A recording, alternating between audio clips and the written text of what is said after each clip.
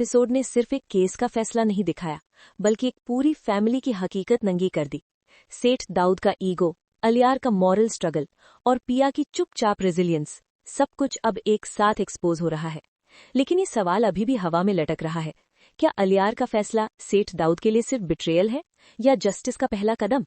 और पिया, जो पहले सिर्फ ऑब्जर्वर थी, क्या वो इस मॉरल बैटलफील्ड का असली विक्टर बनेगी?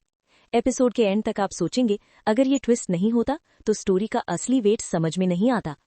स्टोरी इस पॉइंट तक ये है कि एक अमीर और पावरफुल फादर सेठ दाऊद अपने ही घर की पॉलिटिक्स और ईगो से घिरा हुआ है।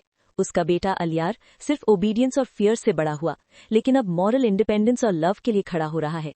और पिया, जो इनिशियली सिर्फ एक रिश्ता और फैमिली का कंसर्न लेकर चली थी, अब अपने इमोशंस और सेंस ऑफ जस्टिस के साथ खड़ी है। यहाँ दो चीजें देखने लायक हैं। अलियार का इंटरनल स्ट्रगल, क्या वो सिर्फ अपने दिल की सुनेगा या फैमिली के प्रेशर में फंस जाएगा? एपिसोड का एंडिंग, क्या ये सिर्फ टेम्पररी विक्ट्री है या परमानेंट शिफ्ट इन पावर का सिग्नल? कोर्ट रूम का सीन, और यहाँ सबसे पहले नोटिस करने वाली चीज है कैमरा का टिल्टेड एंगल। ये सटल विजुअल चॉइस स्टोरी को और टेंस बनाता है। पावर का बैलेंस शिफ्ट हो गया है।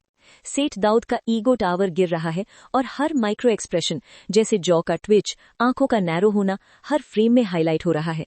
अलियार का एविडेंस पेश करना और डेड साइलेंस।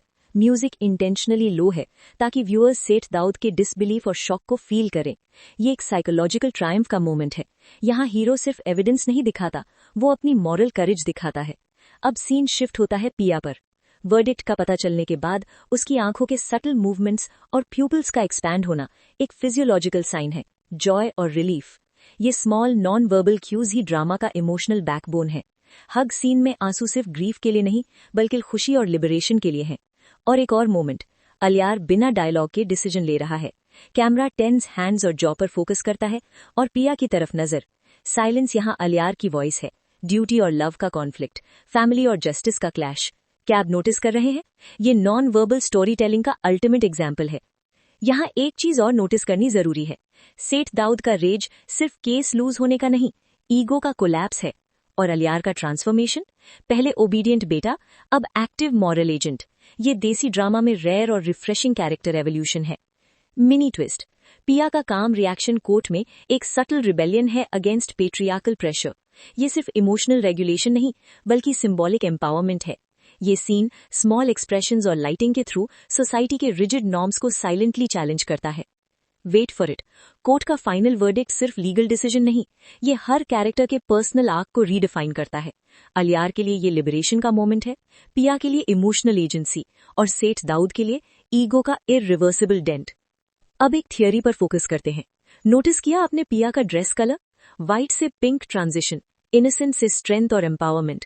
ये सटल सिंबलिज्म स्टोरी टेलिंग में काम आती है। फैमिली पोर्ट्रेट में सेठ दाऊद की आंखें हिडन है, फोरशैडोइंग मॉरल ब्लाइंडनेस और डाउनफॉल। और एविडेंस की रसल का साउंड डेलिबरेटली एम्पलीफाइड है, ट्रूथ की वेट फील होती है। कोर्टरूम लाइटिंग, कोल्ड शैडो से वार्म टोन्स का ट्रांजिशन, रिलीफ और विक्ट्री का सटल विजुअल रीएनफोर्समेंट है। ये सब चीजें राइटर की क्लेवर प्लानिंग का पार्ट है।